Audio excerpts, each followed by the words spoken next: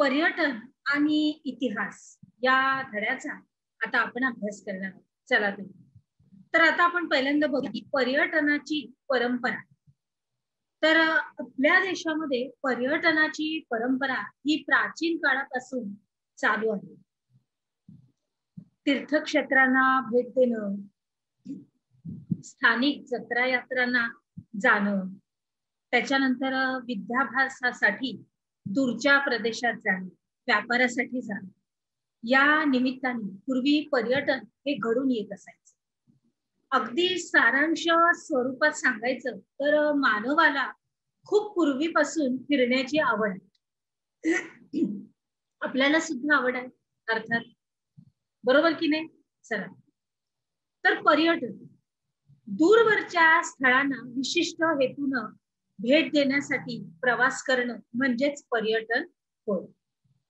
आणि 19व्या शतकाच्या उत्तरार्धामध्ये थॉमस कुकनं 600 लोकांची लिस्टर ते लाफबरो अशी रेल्वे सहल आयोजित केली होती आणि पूर्ण युरोपची भव्य वर्तुळाकार सहल यशस्वीपणे घडवून आणली. आता कुकनेच पर्यटक तिकिटे विकण्याचा एजन्सी व्यवसाय सुरू केलाय आणि मग यातूनच आधुनिक पर्यटन युग हे सुरू झालं. आता आपण बघूया या पर्यटनाचे प्रकार. तर आधुनिक काळामध्ये पर्यटन हा एक स्वतंत्र आणि स्थानिक आंतरराज्यीय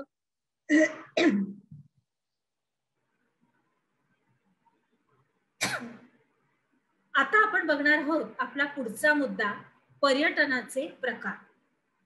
तर आधुनिक काळामध्ये पर्यटन हा एक स्वतंत्र असा स्थानिक, आंतरराज्य आणि राष्ट्रीय आणि आंतरराष्ट्रीय व्यवसाय झालेला आहे.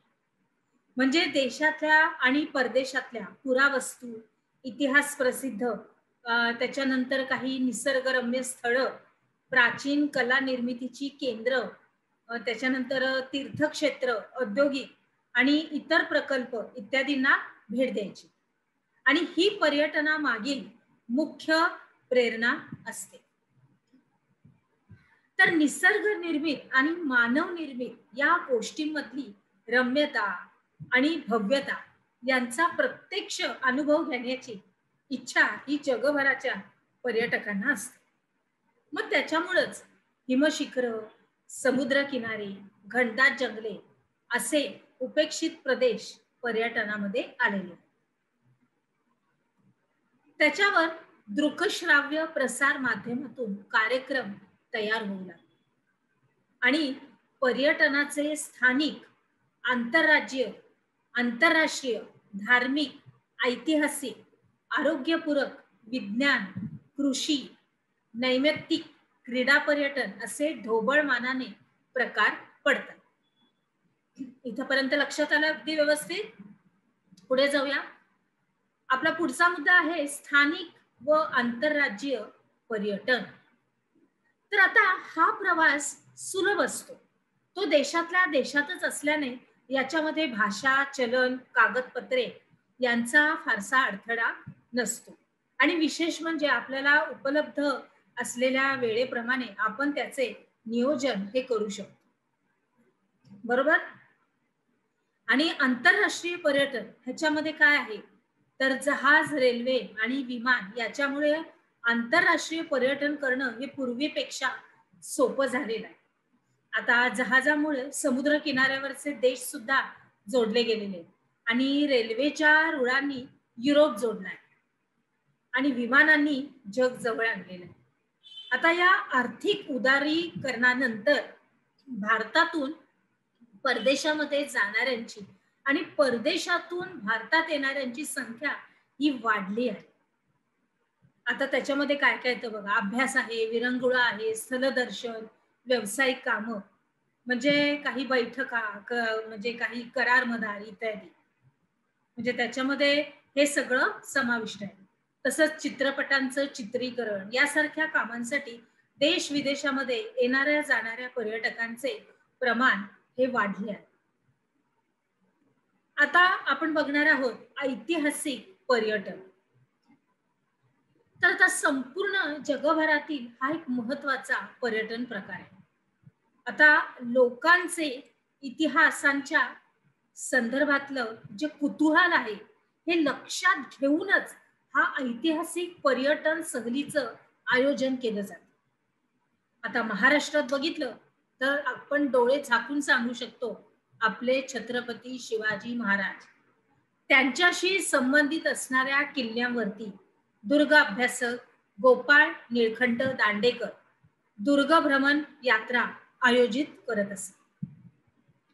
आता भारतीय पातळीवर राजस्थानातील काही किल्ले, महात्मा गांधी आणि आचार्य विनोबा भावे यांच्याशी संबंधित काही आश्रम, त्याच्यानंतर 1857च्या स्वातंत्र्य लढ्याशी संबंधित अशी काही स्थळं, अशी ही ऐतिहासिक ठिकाणाच्या सहली या आयोजित केल्या जातात.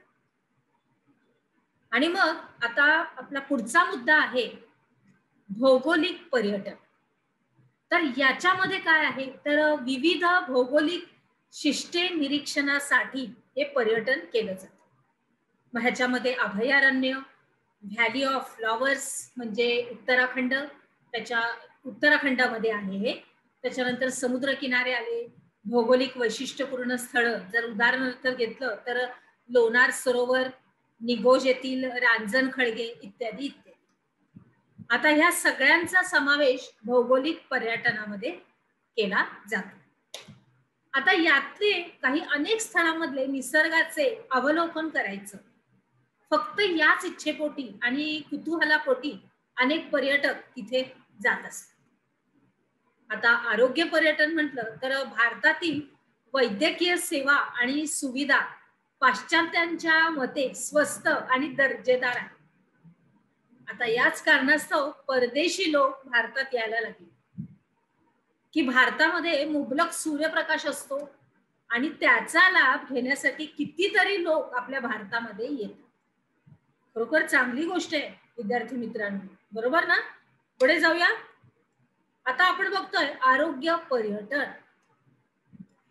भारतामधल्या वैद्यकीय सेवा आणि सुविधा पाश्चात्यांच्या मते स्वस्त आणि दर्जेदार काय आहेत? स्वस्त आणि दर्जेदार अशा आहेत. आणि मग याच कारणास्तव परदेशी लोक आपल्या भारतामध्ये येऊ लागले की भारतामध्ये मुबलक सूर्यप्रकाश उपलब्ध असतो, त्याचा लाभ घेण्यासाठी कितीतरी लोक भारतामध्ये येतात. त्याच्यानंतर योग शिक्षण आणि आयुर्वेदिक असा उपचार या सगळ्यांसाठीच परदेशी पर्यटक आपल्या भारतामध्ये येतात. आलं लक्षात इथपर्यंत? आता पुढचा मुद्दा आपला असा आहे की कृषी पर्यटन. तर शहरी संस्कृतीत वाढलेल्या आणि कृषी जीवनाची माहिती नसलेल्यांसाठी हे कृषी पर्यटन हा प्रकार अलीकडच्या काळामध्ये झपाट्याने पुढे आलेला आहे.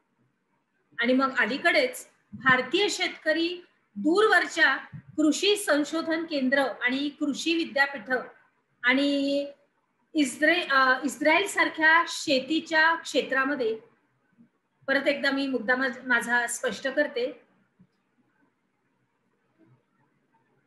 इस्रायल सारख्या शेतीच्या क्षेत्रात अभिनव प्रयोगाद्वारे नवीन तंत्रज्ञान विकसित करणारे देश यासारख्या ठिकाणांना शेतीच्या आधुनिक तंत्रज्ञानाची माहिती करून देण्यासाठी आणि करून घेण्यासाठी भेट देऊ लागले.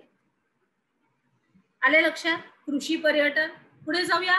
आपला मुद्दा आहे नैमित्तिक पर्यटन. तर माणूस आपल्या या पर्यटनासाठी काही कारण शोधत असतो आणि मग 21व्या शतकामध्ये अशा अनेक संधी उपलब्ध आपल्याला झालेल्या आहेत. उदाहरण बघितलं तर जगभरातल्या विविध देशांमधील फिल्म फेस्टिवल्स, संमेलन, आंतरराष्ट्रीय पुस्तक प्रदर्शन इत्यादी इत्यादी. पुढे जाऊया. माहित आहे का तुम्हाला या फितीमध्ये आपण पुढे बघूया. माहित आहे का तुम्हाला या फितीमध्ये महाबळेश्वर आणि पाचगणी ही थंड हवेची ठिकाणं आहे आणि या ठिकाणाला हजारो पर्यटक भेट देत असतात. तेथे मार्गदर्शक पर्यटकांना काही महत्वाच्या ठिकाणांची माहिती सांगतात आणि ती ठिकाणं दाखवतात आणि काही विशिष्ट ठिकाणी फोटोग्राफर फोटो काढून देतात घोडेवाले घोड्यावरून फेरफटका मारून आणतात, मग घोडागाडीमध्ये बसून फिरवतात आणि ही सगळी कामं तिथले स्थानिक लोक हे करतात आणि मग त्या कामातूनच त्यांना चांगला रोजगार पण मिळतो. म्हणजेच पर्यटन हे त्यांच्या उपजीविकेचे साधन ठरतं. आलं लक्षात? पुढे जाऊया. आपण काय शिकलो याच्या अंतर्गत पुढीलपैकी चुकीची जोडी ही ओळखून लिहायची. अर्थात ही तुम्ही लिहायची, मी वाचणार नाहीये. तुमच्या वहीमध्ये तुम्ही ह्याचं व्यवस्थित नमूद करायची आणि लिहायचे आहे. चला तर मग आता आपण आपल्या पुढच्या विभागामध्ये प्रवेश करूया.